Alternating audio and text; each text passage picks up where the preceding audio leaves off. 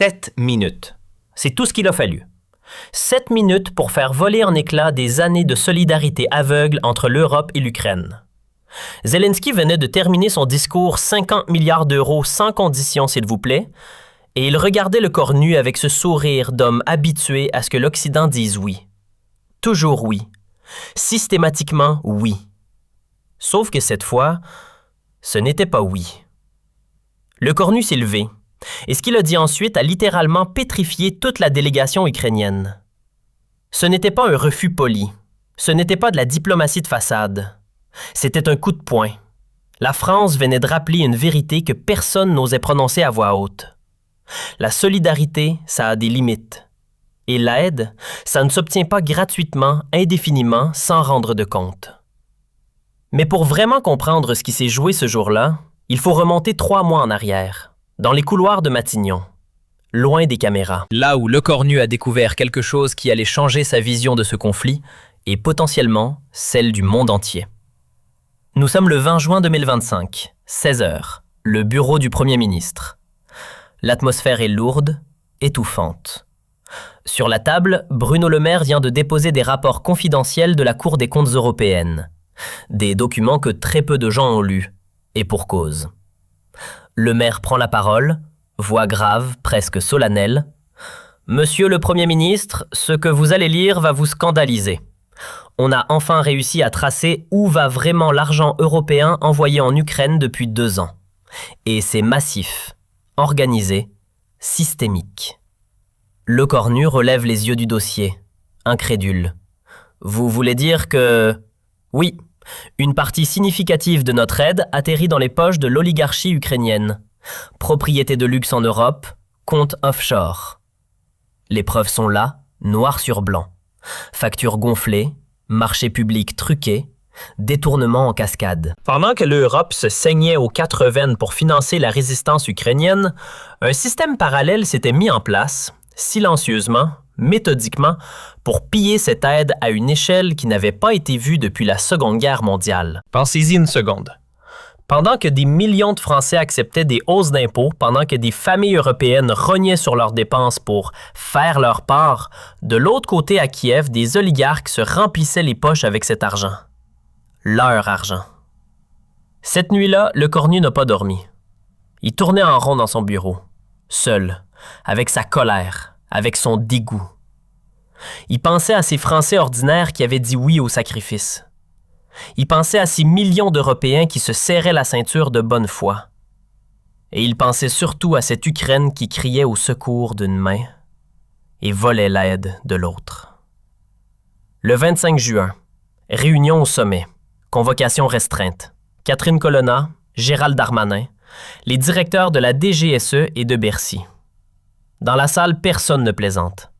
L'atmosphère est glaciale. Le corps nu ouvre la réunion d'une voix blanche, celle de quelqu'un qui a passé la nuit à digérer l'indigestible.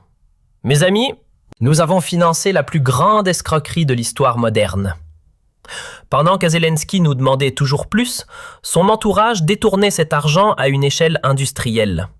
Cette mascarade s'arrête maintenant. Colonna réagit immédiatement, et elle n'a pas tort sur la forme. « Sébastien, vous réalisez ce que vous êtes en train de dire? Si on révèle ça, c'est tout l'effort de guerre occidental qui s'effondre. L'opinion publique va se retourner contre l'Ukraine du jour au lendemain. » Le corps nu la fixe, froid, déterminé. « Catherine, l'opinion publique a le droit de savoir où vont ses impôts. Elle a le droit de savoir si son argent sauve des Ukrainiens ou enrichit des corrompus ukrainiens. » Darmanin, lui, essaie de temporiser. Mais enfin, Sébastien, Zelensky n'est peut-être pas au courant de tout ça. Et là, le corps nu lâche une phrase qui résume tout. « Gérald, quand on dirige un pays en guerre, on sait où va chaque euro. Soit Zelensky est complice, soit il est incompétent. Dans les 2 cas, il ne mérite plus notre confiance aveugle. » Fin de la discussion. Les semaines qui suivent, le corps nu ne lâche rien. Il ordonne une traque euro par euro. Chaque virement, chaque contrat, chaque transaction liée à l'aide française à l'Ukraine passe au crible. Et plus ces équipes creusent, plus le trou s'agrandit. 15 milliards d'euros envoyés par la France depuis le début du conflit. 4 milliards détournés, au minimum. Laissez ça rentrer une seconde. Pas des millions, des milliards. L'argent des contribuables français, celui des profs, des infirmières, des retraités qui payaient leurs impôts en pensant aider un peuple en guerre, cet argent finissait en villas sur la Côte d'Azur, en yachts en Méditerranée, en appartements de luxe à Londres, pendant que des soldats ukrainiens mouraient sur le front. Puis vient le 15 juillet. Et là, c'est le coup de grâce. Le directeur de la DGSE appelle sur ligne cryptée. Ce genre d'appel, ça ne présage jamais rien de bon. Monsieur le Premier ministre, nous avons la preuve formelle. La femme de Zelensky a acheté un château en Normandie. 12 millions d'euros. L'argent provient directement des fonds d'aide européens détournés via un réseau d'oligarques proches du président. Le cornu raccroche. Il ne dit rien. Pendant de longues minutes, il reste là, silencieux. Parce qu'il n'y a rien à dire face à un niveau d'hypocrisie pareil. Zelensky, l'homme en treillis, l'homme du peuple, le symbole de la résistance, pendant que ses soldats mouraient, son épouse achetait un château en France, avec l'argent français. 1er septembre. Paris organise une conférence internationale sur la reconstruction de l'Ukraine. Et devinez qui débarque? Zelensky, en personne, pour présenter ses nouveaux besoins financiers. 50 milliards d'euros supplémentaires, s'il vous plaît, pour reconstruire les infrastructures détruites. L'ironie était tellement amère qu'elle leur devenait presque comique.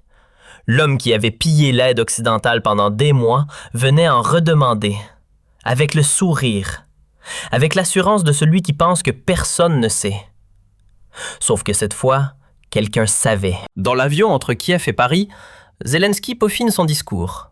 Il est serein, confiant. Pourquoi ne le serait-il pas? Ça fait des années que ça fonctionne comme ça.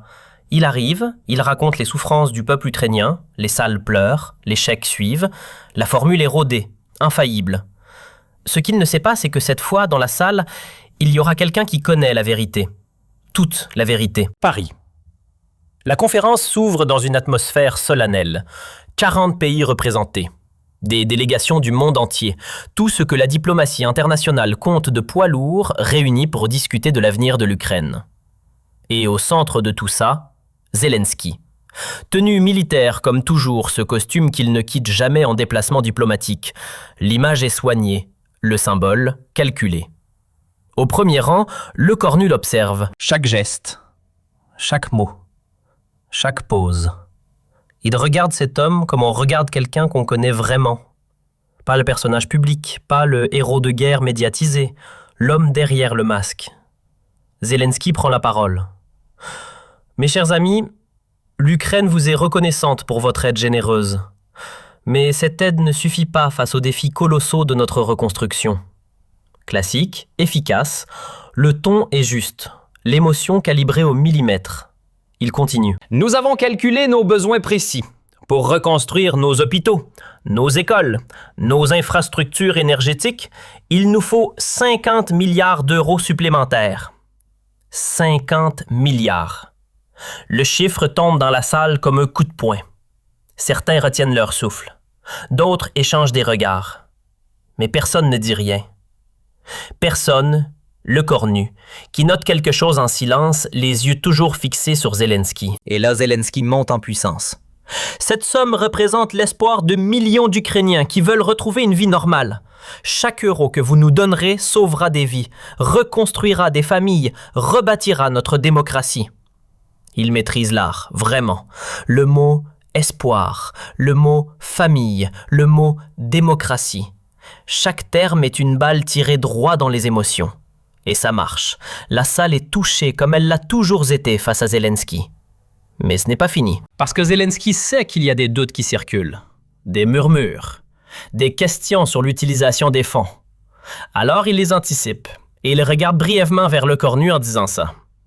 Je sais que certains d'entre vous s'interrogent sur l'utilisation de l'aide internationale. Je vous assure que chaque centime est utilisé à bon escient sous le contrôle strict de nos institutions démocratiques. L'Ukraine ne gaspille pas votre générosité. Chaque centime, utilisé à bon escient. À cet instant précis, dans la tête de Le Cornu, quelque chose explose. Parce qu'il sait. Il sait pour le château en Normandie. Il sait pour les yachts. Il sait pour les 4 milliards. Et là, devant 40 nations, devant des dirigeants qui ont sacrifié leurs budgets nationaux pour aider l'Ukraine, cet homme ment. Froidement, effrontément, avec le sourire. Le mensonge est tellement énorme, tellement cynique, que Lecornu doit faire un effort surhumain pour rester assis. Zelensky conclut grandiloquent « L'Ukraine d'aujourd'hui, c'est l'Europe de demain. En nous aidant, vous aidez votre propre avenir. Ces 50 milliards, c'est un investissement dans la paix européenne. » Applaudissements.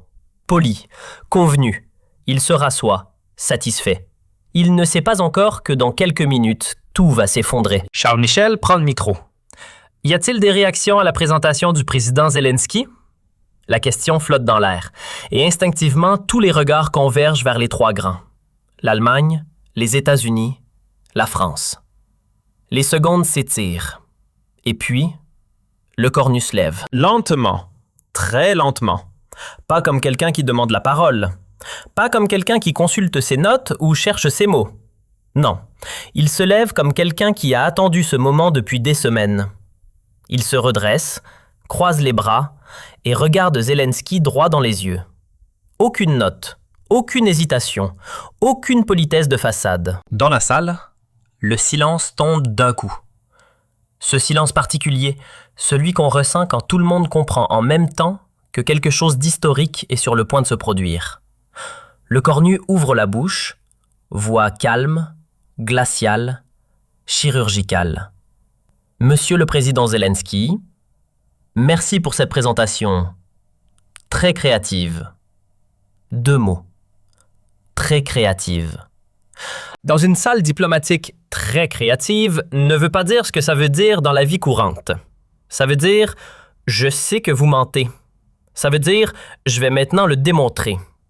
Ça veut dire « vous auriez dû vous préparer à ça ». Zelensky sourit encore, mais ce sourire pour la première fois vacille légèrement. Permettez-moi de vous poser quelques questions sur l'utilisation de l'aide française. Le ton est poli, presque aimable. Mais il y a quelque chose dans la voix de Lecornu, quelque chose de froid, de tranchant, d'inévitable qui fait instinctivement pâlir Zelensky. Monsieur le Président, savez-vous combien la France a donné à l'Ukraine depuis le début du conflit? Zelensky balbutie. Une réponse approximative, celle qu'on donne quand on ne s'attendait pas à la question. 15 milliards d'euros, Monsieur le Premier ministre, et nous vous en sommes infiniment reconnaissants. Lecornu hoche la tête, lentement, et sort un dossier de sa mallette. 15 milliards d'euros, soit 250 € par Français, y compris les enfants, soit l'équivalent de 3 mois de salaire minimum.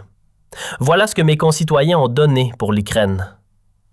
Les chiffres tombent dans la salle comme des pierres dans un lac, froidement énoncés, sans colère apparente. Ce qui les rend encore plus dévastateurs. Maintenant, permettez-moi de vous expliquer comment ces 15 milliards ont été utilisés. Il ouvre le dossier, sort le premier document. Achat d'un château en Normandie, 12 millions d'euros. Acquéreur, Olena Zelenska, épouse du président ukrainien. Provenance des fonds, aide européenne détournée via un réseau d'oligarques. Le silence qui suit est assourdissant. Zelensky est livide. Lecornu continue, implacable.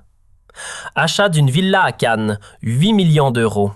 Acquéreur, Viktor Medvedchuk Jr., fils d'un proche conseiller présidentiel. Même provenance des fonds. Deuxième document. Achat d'un yacht de 25 mètres, 15 millions d'euros. Acquéreur, société offshore contrôlée par Ihor Kolomoïski. Fonds directement détournés de l'aide à la reconstruction des hôpitaux ukrainiens. Chaque révélation frappe la salle comme un coup de massue. On entend des stylos qui s'arrêtent, des souffles coupés. Des délégués qui se penchent vers leurs voisins incrédules. Lecornu relève les yeux, les pose sur Zelensky. Au total, 4 milliards d'euros d'aide française détournés par votre entourage pour acheter des propriétés de luxe en Europe, soit plus de 65 € volés à chaque Français, y compris aux plus pauvres. Direct, documenté, accablant. Pas une opinion, pas une attaque politique, des faits, des noms, des chiffres, des preuves. Zelensky essaie de reprendre la main. Il balbutie. « Monsieur le Premier ministre, ces allégations, je ne suis pas au courant. » Le cornu ne cille pas. « Pas au courant, Monsieur le Président. Votre propre épouse a acheté un château avec l'argent de l'aide française. Vous n'étiez pas au courant ?» La phrase claque comme une gifle. Dans la salle, l'effet est dévastateur. Les représentants des pays donateurs commencent à réaliser l'ampleur de ce qu'ils ont financé. Des téléphones sortent discrètement des capitales, doivent être alertés. Des stylos s'agitent frénétiquement sur des blocs-notes. Tout le monde comprend qu'on est en train de vivre un séisme diplomatique en direct. Et le cornu n'a pas fini. Mais ce n'est pas tout.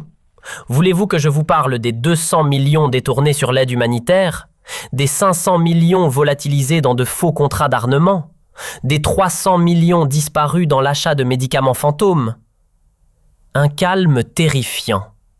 Pas de cris, pas d'indignation théâtrale, juste des chiffres, implacables. Il sort un nouveau document. Rapport confidentiel de la Cour des comptes européenne. Sur les 150 milliards d'aides occidentales versées à l'Ukraine depuis 2022, au moins 35 milliards ont été détournés par des réseaux de corruption, soit 23% de l'aide totale. 23%. Presque 1 euro sur 4. Disparus, volés, recyclés en luxe pendant que des soldats mouraient. Le cornu se tourne à nouveau vers Zelensky et cette fois la voix porte quelque chose de plus profond que la colère, de la conviction. Pendant que nos peuples se serrent la ceinture pour vous aider, vos oligarques s'enrichissent sur notre générosité.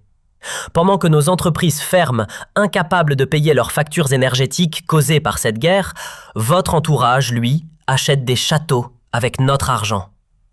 Zelensky est anéanti. Il tente d'intervenir, d'interrompre, de dire quelque chose, mais le cornu ne lui laisse aucun espace.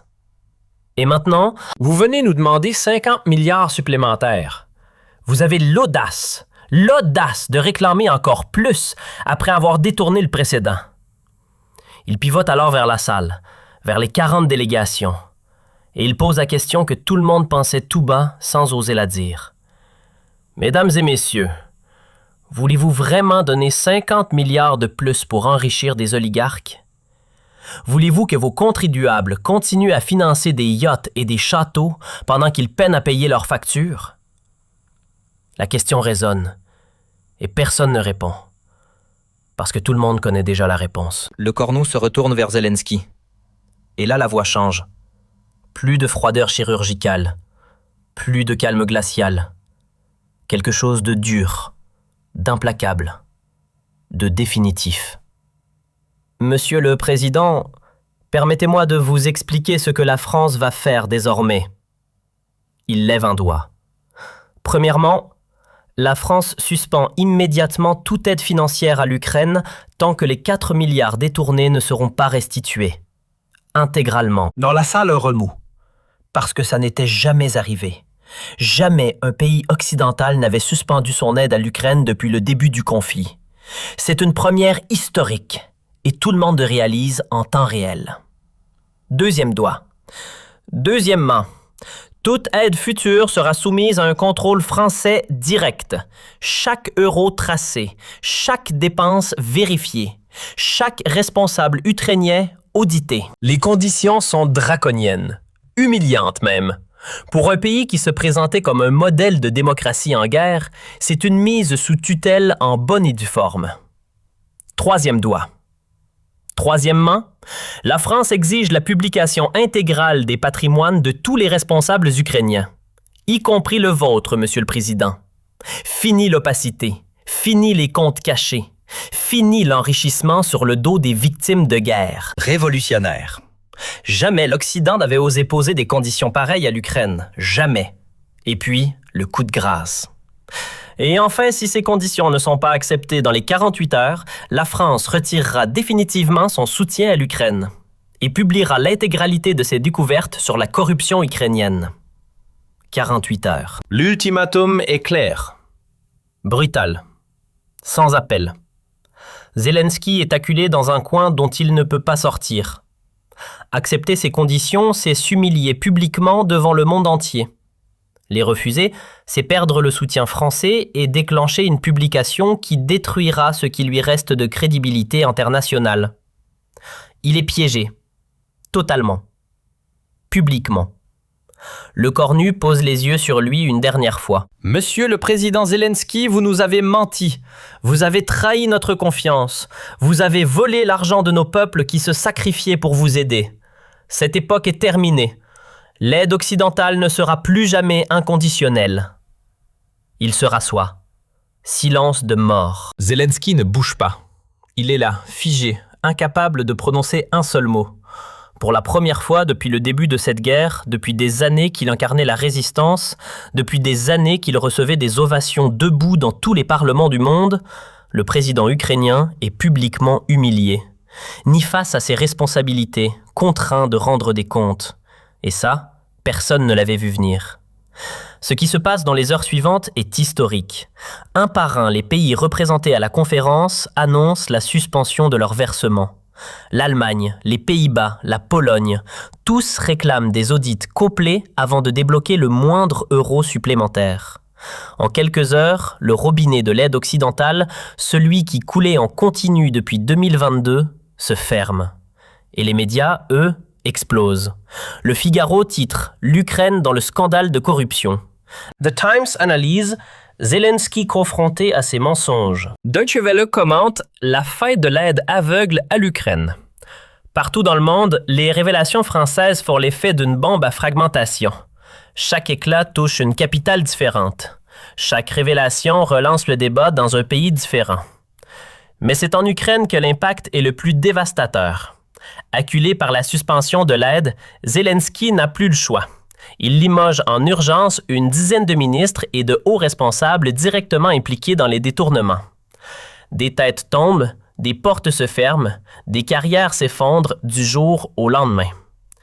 Et puis, le pire pour lui, son propre parti commence à lâcher. Des voix s'élèvent de l'intérieur même de sa coalition pour réclamer sa démission. L'homme qui pensait être intouchable découvre que le sol sous ses pieds est en train de se fissurer. Tout ça en moins de 48 heures. En France, la réaction est immédiate et spectaculaire. Les sondages de Le Cornu explosent à la hausse. En 48 heures seulement, il atteint un niveau de popularité inédit. Pourquoi? Parce que pour la première fois depuis des mois, un dirigeant français avait fait quelque chose de simple, de basique, d'évident, et que pourtant, personne n'avait osé faire avant lui. Défendre l'argent des contribuables français contre la corruption étrangère. C'est tout. Et ça suffit pour déclencher un séisme politique intérieur. Le patron du MEDEF ne mâche pas ses mots. Enfin, un dirigeant qui défend nos intérêts. Le président de la CPME non plus. Il était temps de dire la vérité sur cette mascarade ukrainienne. L'économie française, elle respire. Parce que voir l'aide conditionnée, voir que l'argent ne part plus en roue libre vers des comptes offshore, ça redonne de l'espoir. Pas de l'euphorie, de l'espoir. Celui de gens qui commençaient à se demander si leur sacrifice servait vraiment à quelque chose. Une semaine passe. Zelensky, lui, tente le tout pour le tout. Il limoge massivement son gouvernement, une purge en règle des dizaines de têtes qui tombent, pour montrer au monde qu'il prend les choses en main, qu'il agit, qu'il est encore aux commandes. Mais il est trop tard. Sa crédibilité internationale détruite. Son autorité en Ukraine ébranlée. Son image de symbole intouchable de la résistance fissurée de partout. Pour la première fois depuis le début de cette guerre, depuis des années que son pouvoir semblait gravé dans le marbre, Zelensky vacille. Et tout le monde le voit. Le 15 septembre. Exactement 2 semaines après la conférence de Paris. Et là, l'impensable se produit. Le Parlement ukrainien vote une motion de défiance contre Zelensky. Ses propres députés, son propre camp, les gens qu'il avait lui-même portés au pouvoir.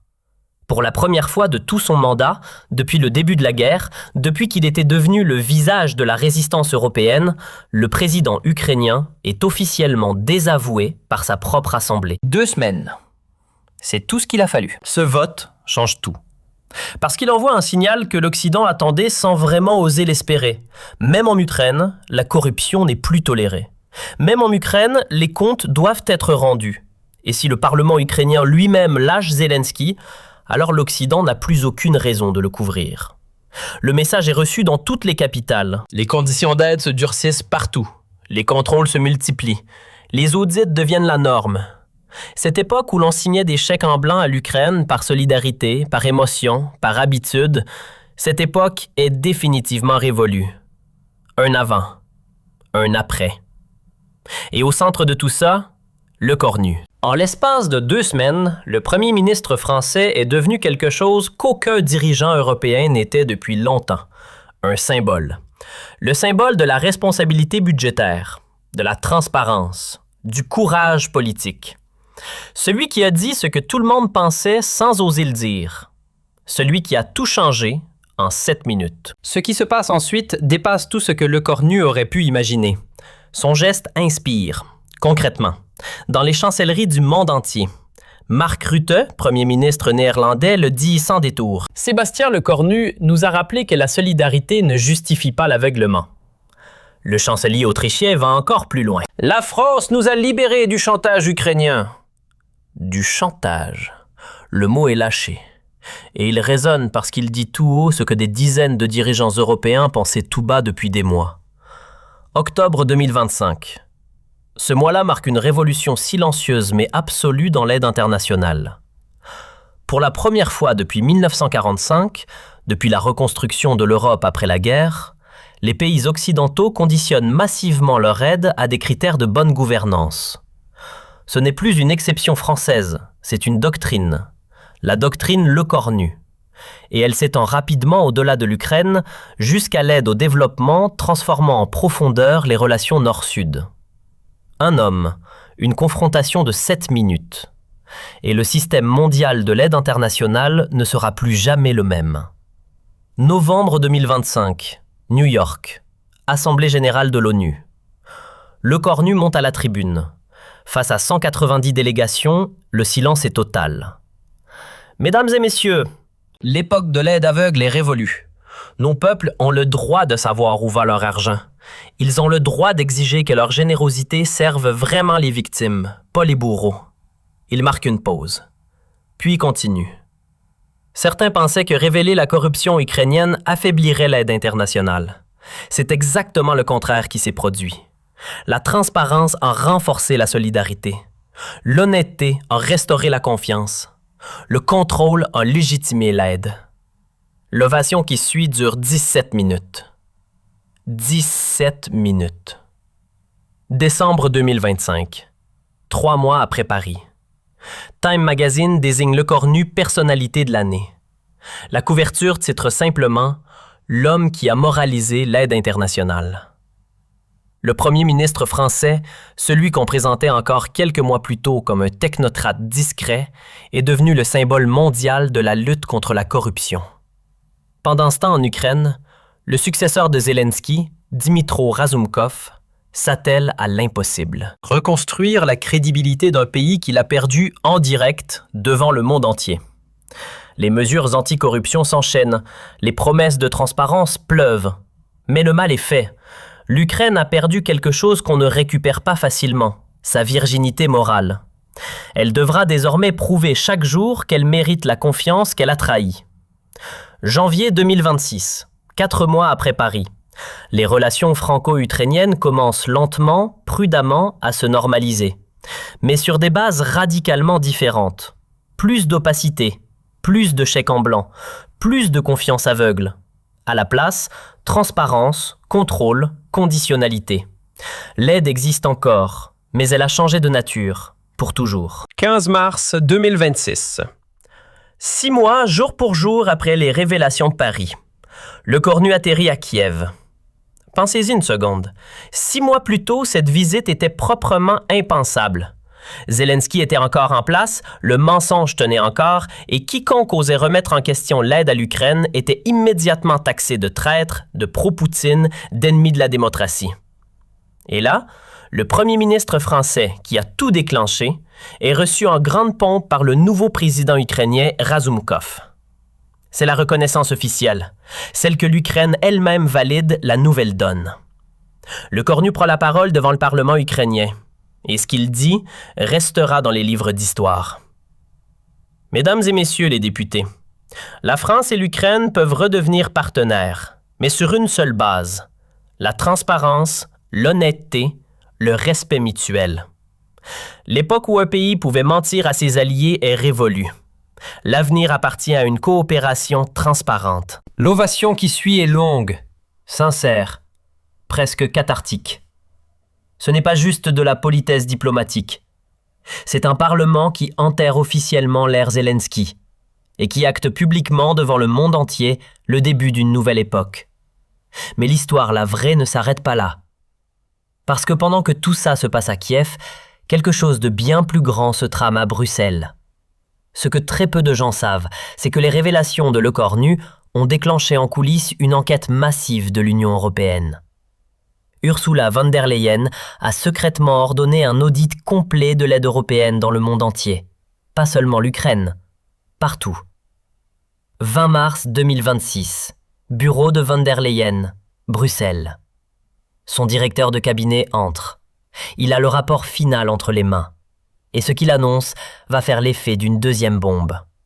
Madame la Présidente, l'affaire ukrainienne n'est que la partie émergée de l'iceberg. Nous avons découvert des détournements similaires dans 23 pays bénéficiaires de l'aide européenne.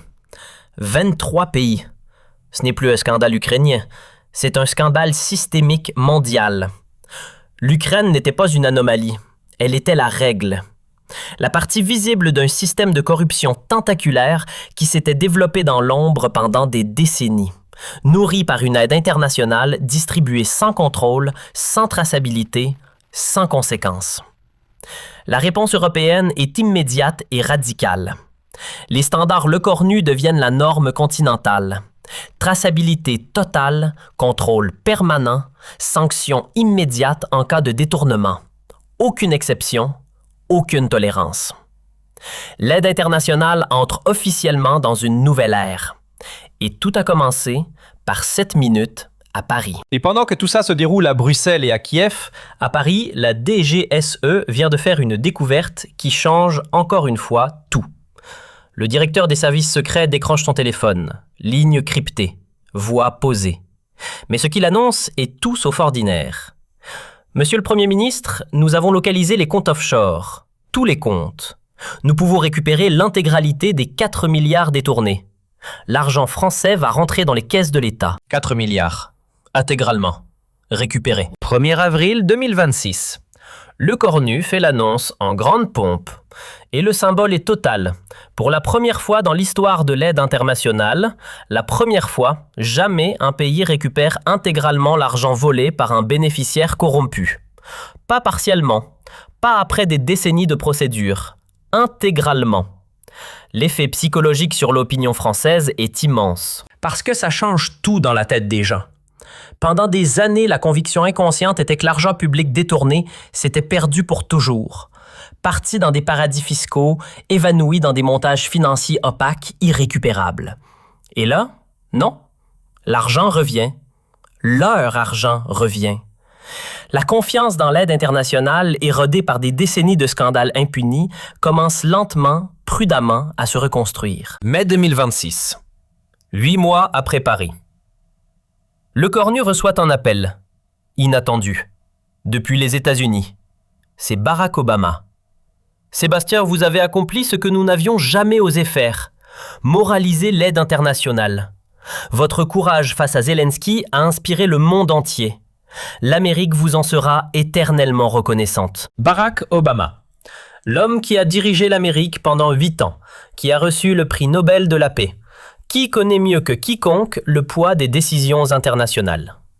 Et il appelle Le Cornu pour lui dire « Vous avez fait ce que nous n'avons pas su faire ». À ce moment-là, si ce n'était pas déjà le cas, la victoire morale de Le Cornu est définitivement consacrée. Il n'est plus seulement l'homme qui a démasqué la corruption ukrainienne. Il n'est plus seulement le Premier ministre français qui a osé dire non. Il est devenu quelque chose de plus grand. L'homme qui a révolutionné la solidarité internationale. Pour de bon. Pour toujours. Juin 2026. 9 mois après Paris. L'ONU adopte officiellement les principes Le Cornu pour l'aide au développement. Officiellement. Unanimement. Tous les pays membres s'engagent à appliquer les standards français de transparence et de contrôle. Ce n'est plus une initiative française, ce n'est plus une doctrine européenne, c'est le droit international. C'est la nouvelle norme planétaire. L'aide internationale entre définitivement dans ce que les historiens commencent déjà à appeler l'ère post-Zelensky. 31 décembre 2026. Discours de fin d'année.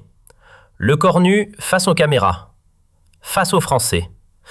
Et ce qu'il dit ce soir-là, les gens s'en souviendront longtemps. Mes chers compatriotes, il y a un an, nous donnions aveuglément notre argent à des corrompus. Aujourd'hui, nous contrôlons chaque euro de notre aide. Il y a un an, nous étions les dupes de l'aide internationale. Aujourd'hui, nous en sommes les consciences. Les dupes. Puis les consciences. Le chemin parcouru en 12 mois est vertigineux. Et il conclut par cette phrase simple, directe, définitive, qui va traverser le temps. En septembre 2025 à Paris, je n'ai fait qu'une chose, dire la vérité sur la corruption ukrainienne. 7 minutes ont suffi pour révolutionner l'aide internationale. Et cette révolution ne s'arrêtera plus jamais. 7 minutes. C'est tout ce qu'il a fallu. 2027 s'ouvre sur un monde différent. L'aide internationale est devenue transparente, contrôlée, efficace. La corruption n'est plus tolérée nulle part. Pas parce que les hommes sont devenus meilleurs, mais parce que les systèmes sont devenus plus forts, plus exigeants, plus imperméables à la prédation. Et derrière tout ça, un seul homme. 39 ans. Premier ministre d'un pays qu'on disait en déclin, dirigeant d'une Europe qu'on disait paralysée, un homme qui a eu le courage de se lever dans une salle diplomatique, de regarder Zelensky dans les yeux et de dire ce que personne n'osait dire. La vérité. Juste la vérité. En 7 minutes. Aujourd'hui, quand les historiens cherchent le point de bascule, Le moment exact où l'aide internationale a changé de nature, ils reviennent toujours au même endroit. Une salle à Paris, un homme debout et une phrase. 4 milliards d'euros d'aide française ont été détournés par votre entourage. Cette époque est terminée. Pas un traité, pas une résolution onusienne, pas une réforme négociée pendant des années dans des couloirs feutrés.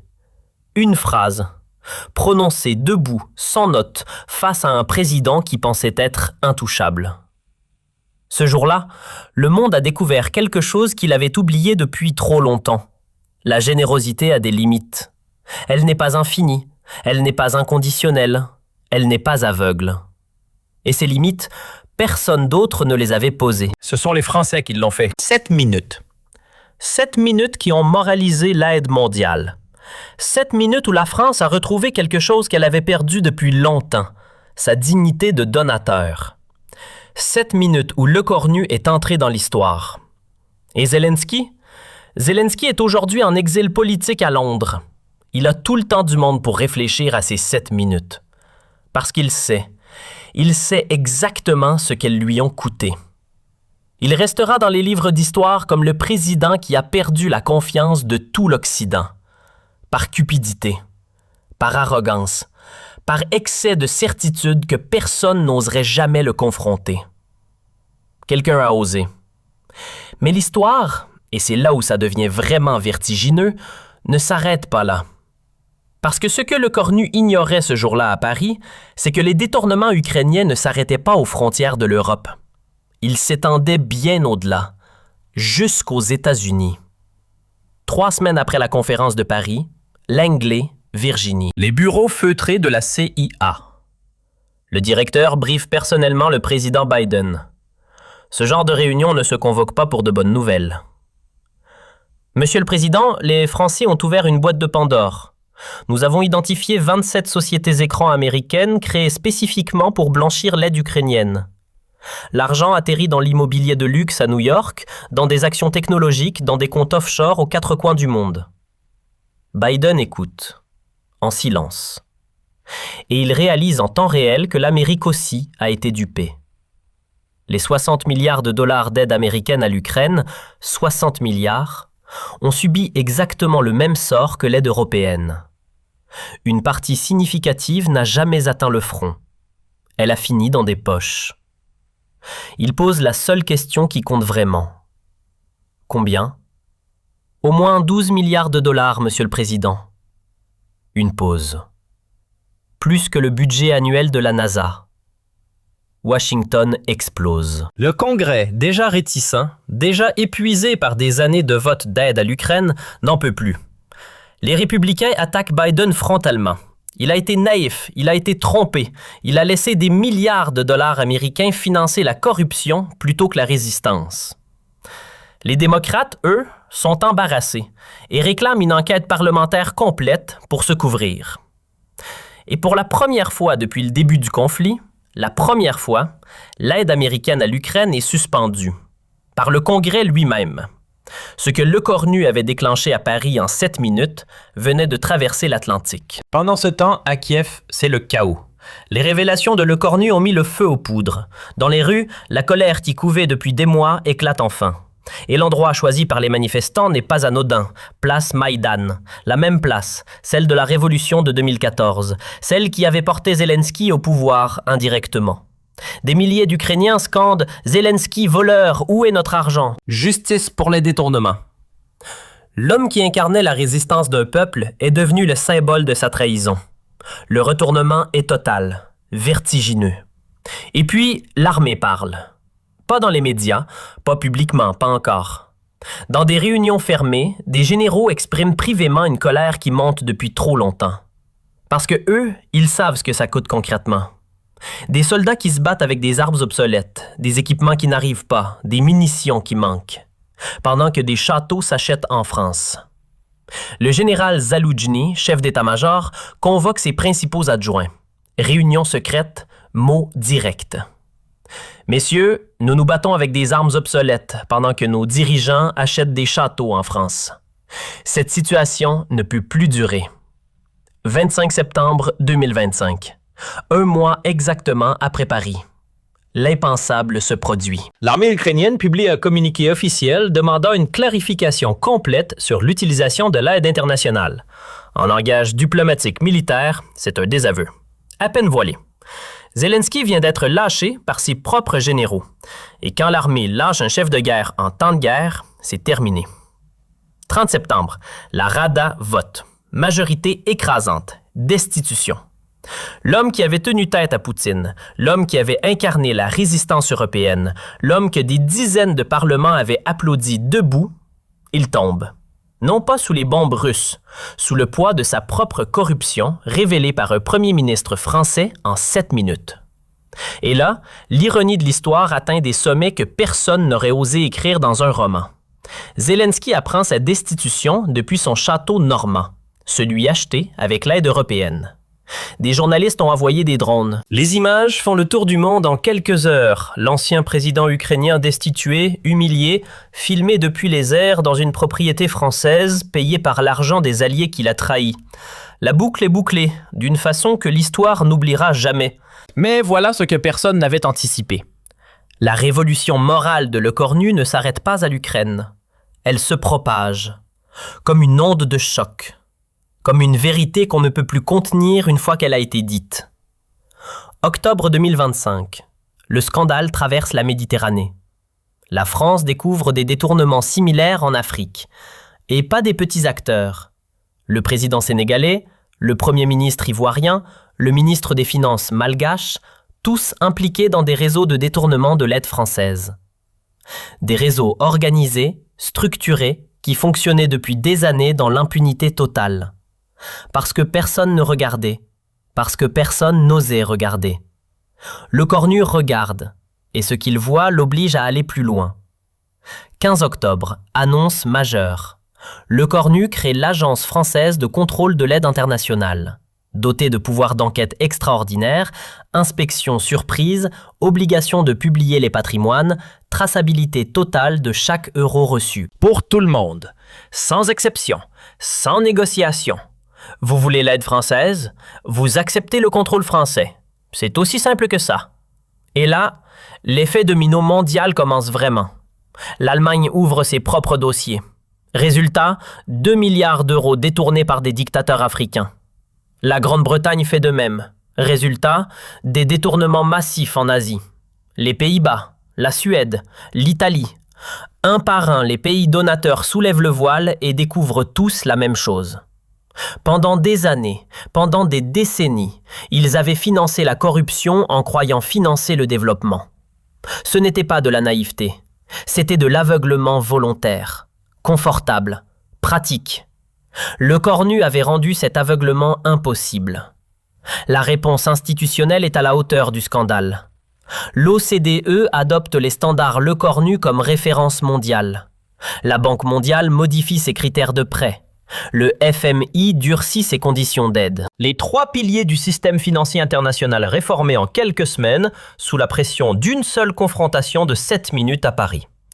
L'époque de l'aide aveugle est définitivement révolue. Pas progressivement, pas graduellement, d'un coup, comme on claque une porte. Mais la victoire la plus symbolique, Celle que personne n'avait vu venir, ne vient pas de Bruxelles, pas de Washington, pas de l'ONU, elle vient de Kiev.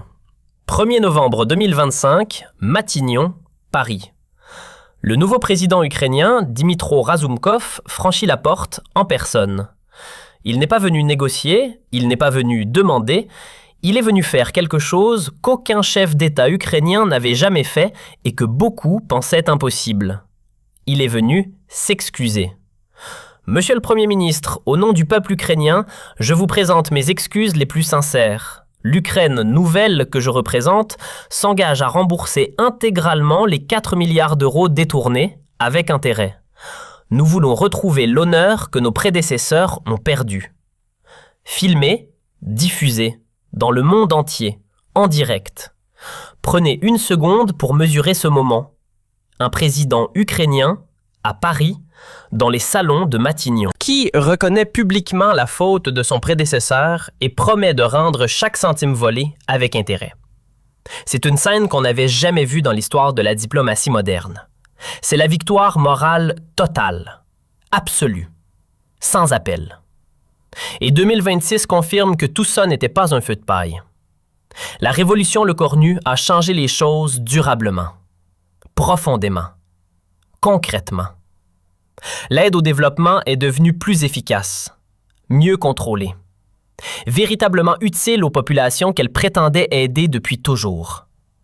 Les chiffres sont là, implacables. Les détournements chutent de 80% dans le monde. 80%. Ce n'est pas une amélioration marginale, c'est une transformation radicale. Des milliards qui, pour la première fois, arrivent là où ils sont censés aller. Pas dans des villas, pas dans des yachts, dans des hôpitaux, des écoles, des infrastructures, des vies humaines. Tout ça parce qu'un homme s'est levé à Paris et a dit la vérité. mars 2026. 6 mois après Paris. Le téléphone sonne à Matignon. Oslo, le comité Nobel. Sébastien Le Cornu reçoit le prix Nobel de la paix. Laissez ça rentrer une seconde. Le prix Nobel de la paix. L'une des distinctions les plus prestigieuses de la planète. Donné à un homme de 39 ans qui 6 mois plus tôt n'était connu que des initiés de la politique française. Un homme qui n'a pas négocié un traité de paix, qui n'a pas mis fin à une guerre, qui a simplement dit la vérité dans une salle parisienne pendant 7 minutes. Le comité norvégien justifie son choix avec une clarté désarmante. Sébastien Le Cornu a révolutionné l'aide internationale en y introduisant la transparence et l'efficacité. Son courage face à la corruption a permis de sauver des milliards destinés aux plus pauvres. Sauver des milliards destinés aux plus pauvres. Pas aux oligarques, pas aux châteaux, pas aux yachts, aux plus pauvres. C'est ça, au fond, ce que Le Cornu a accompli. Pas une révolution politique, pas un coup diplomatique, une redistribution réelle, concrète, chiffrée, mesurable de la richesse vers ceux qui en avaient besoin. En disant simplement la vérité sur ceux qui la volaient. Nobel de la paix, mérité. Oslo, la salle est pleine, le monde regarde. Le Cornu s'avance vers le micro. Et ce qu'il dit, ce qu'il choisit de dire à ce moment précis devant la planète entière, c'est peut-être la chose la plus importante qu'il ait jamais prononcée. Ce prix ne m'appartient pas. Il appartient à tous ceux qui refusent que la générosité soit détournée par la cupidité. Il appartient aux contribuables du monde entier qui ont le droit de savoir où va leur argent. Il appartient aux vrais pauvres, enfin protégés des faux pauvres qui les spoliaient. les vrais pauvres. Protéger des faux pauvres. Une phrase, 8 mots, qui résument tout ce pourquoi il s'est battu. L'effet de cette distinction est immédiat et massif. Lecornu n'est plus un premier ministre français, il est devenu une figure mondiale. Invité dans toutes les chancelleries, consulté sur toutes les réformes. Et la France avec lui. Retrouve quelque chose qu'elle avait perdu depuis trop longtemps. Son statut de conscience morale de l'humanité. Paris redevient ce qu'elle avait toujours prétendu être. La capitale des droits de l'homme. Y compris du droit nouveau révolutionnaire, évident à une aide honnête. Juin 2026. La consécration ultime. L'Assemblée générale de l'ONU adopte à l'unanimité la Déclaration universelle des droits des donateurs. Unanimement. 190 pays. 0 abstention. Ce texte directement inspiré par l'action de Lecornu établit pour la première fois dans l'histoire ce que les pays qui donnent ont le droit d'exiger de ceux qui reçoivent. 3 articles. Simples. Radicaux. Article 1. Tout donateur a le droit de connaître l'usage exact de son aide. Article 2. Tout détournement d'aide constitue un crime contre l'humanité. Article 3. Aucune aide n'est due sans contrepartie, de transparence. Un crime contre l'humanité. Voler l'aide humanitaire, c'est désormais un crime contre l'humanité. Au même titre, au même niveau. Parce que voler à des pauvres en leur nom, c'est exactement ça. Septembre 2026, un an après Paris, jour pour jour. Lecornu peut enfin mesurer l'ampleur de ce qu'il a déclenché. Les chiffres sont là, bruts, concrets, incontestables. 47 responsables corrompus destitués dans 34 pays. 23 milliards de dollars récupérés et redistribués aux vrais bénéficiaires. 30 nouvelles agences de contrôle créées sur le modèle français à travers le monde. En un an. La doctrine Lecornu est devenue la norme mondiale de l'aide au développement. Pas une inspiration, pas une référence. La norme. Celle que tout le monde applique.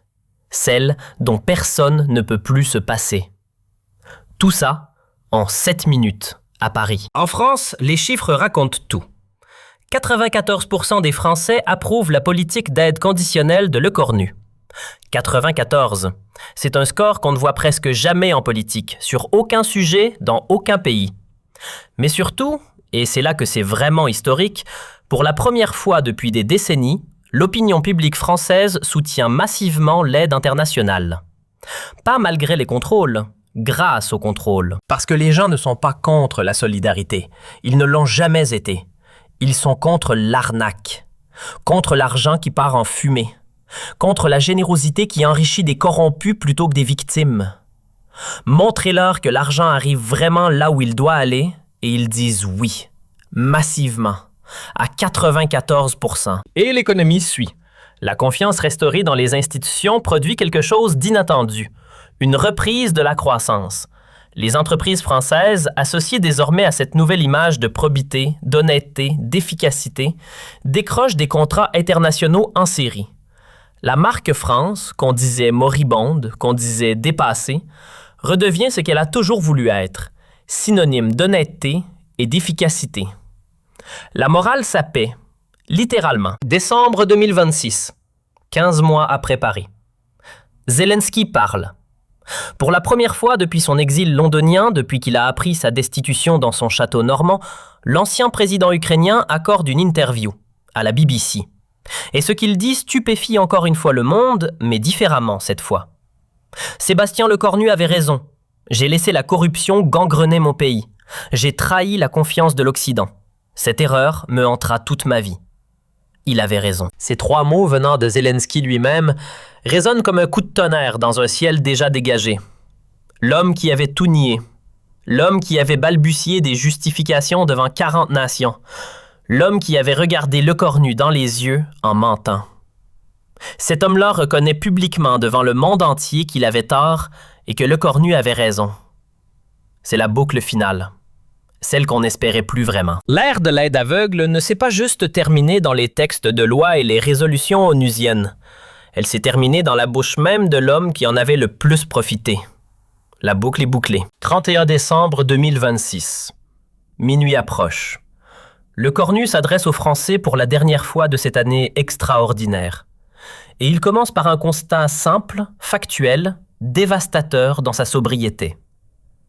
Mes chers compatriotes, il y a 15 mois, nous donnions notre argent sans savoir s'il aidait vraiment. Aujourd'hui, chaque euro d'aide française est tracé, contrôlé, efficace.